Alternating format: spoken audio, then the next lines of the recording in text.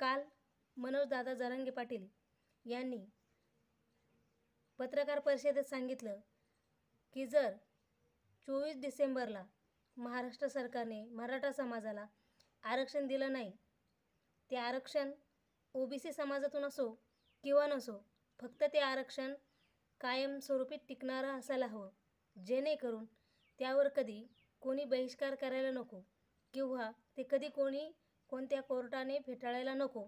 त्यासाठी आरक्षण हे कायमस्वरूपी टिकणारं असायला हवी.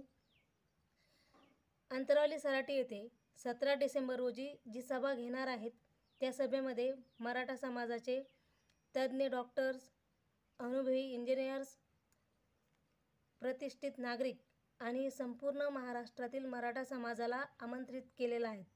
आणि सांगितलंसुद्धा की ज्या ठिकाणी आपल्या मुलांचे हित आहे त्या ठिकाणी आमंत्रणाची गरज नसते. सर्व मराठा बांधवांनी 17 डिसेंबरला सकाळी 9 ते 3 वाजेपर्यंत जी सभा होणार आहे त्या सभेमध्ये सर्वांनी हजर राहायचं आहे.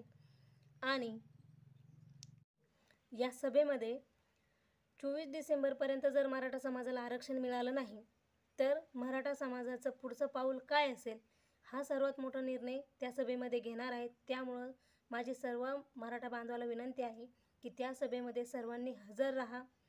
राहिला प्रश्न ओबीसी समाजाचा, तर मी ओबीसी समाजाच्या बांधवांना सांगू इच्छिते, मंत्री छगनरावजी भुजबळ साहेब यांनी आतापर्यंत स्वतःची तिजोरी भरली हे मला सांगायची तुम्हाला गरज नाही आहे.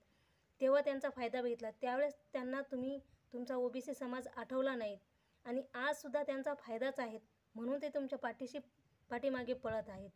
ओबीसी समाजाला सांगू इच्छिते, जो मराठा समाज 75 वर्षापासून आरक्षणापासून वंचित आहेत, त्या मराठा समाजाला आरक्षणाची गरज आहे आणि तुम्ही सर्वांनी मराठा बांधवांना सपोर्ट करा. आणि आता तर जे हिवाळी अधिवेशन चालू आहे त्या हिवाळी अधिवेशनामध्ये महाराष्ट्रातील संपूर्ण आमदार एकच सांगत आहे की मराठा समाजाला आरक्षण द्या, मराठा समाजाला आरक्षण द्या. मग ते दान असो तरी चालेल. मग मला सांगा, महाराष्ट्र सरकारला मराठा समाजाला आरक्षण द्यायला काय प्रॉब्लेम आहेत? मित्रांनो, मराठा समाजाला 24 डिसेंबरपर्यंत आरक्षण मिळेल का?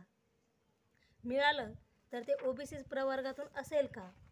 नसेल तर त्याची टक्केवारी काय असेल किंवा त्याचं भविष्य काय असेल हे तुम्ही आपल्या व्हिडिओला कमेंट करून नक्की सांगा. तुम्हाला काय वाटतं याविषयी कमेंट नक्की करा.